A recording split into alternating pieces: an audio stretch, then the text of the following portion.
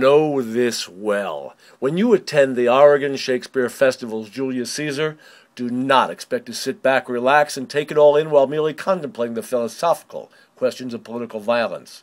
Rather, you can count on being dragged in by the scruff of the neck to be part of the rabble, into an emotional cauldron that is the Roman street where assassins plot and the alleyways royal with the clashing passions of revolution. You can expect to feel the intensity of standing witness to a bloody, no-holds-barred street brawl played out on a stage stripped down to the barest essentials. The prime achievement of this well-paced, powerful, and provocative production is visceral. I can't imagine Shakespeare more accessible, particularly on such a deep gut level. Adding to the sense of immediacy, and to this effectively unsettling experience, are the unavoidable large hanging banners amateurishly scrawled in the courtyard, celebrating other victims of political assassination. One featuring Abraham Lincoln is entitled Emancipator. Another, bearing Lincoln's likeness, refers to him as Tyrant. Clear reminders of the play's relevancy, they also cleverly reinforce Shakespeare's and this company's message that the question of right or wrong regarding such assassinations, like Caesar's, can be ambiguous. The point that this will not be a passive, theatrical experience is made before the play begins. Within the arena, the theater's configuration gives the impression of a boxing ring without the ropes.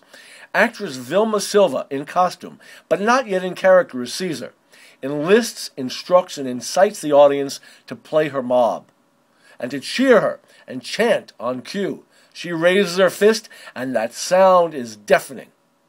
Yes, Caesar, the Roman general, feared by some as becoming increasingly despotic, is played by a woman. While I have in other instances been critical of OSF's creative casting, mostly because it can detract from the playwright's dramatic intent, I have no quibble here, and not merely because Silva is a gifted actress. She is convincingly charismatic and believable as a leader who can engender love and enduring loyalty. In a role that Shakespeare didn't flesh out with personal background, she is what she needs to be, the personification of power. Perhaps there was more to this decision. By casting the general with a player who is small and unabashedly feminine, and thus not at all physically threatening, director Amanda Dennert adds to the audience's ambivalence about the necessity of Caesar's violent end.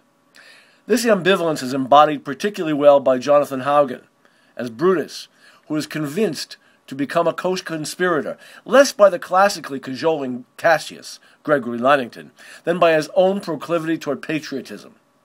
On stage together, particularly in the earliest scenes, Haugen and Lannington make commanding use of the expanse of bare stage floor.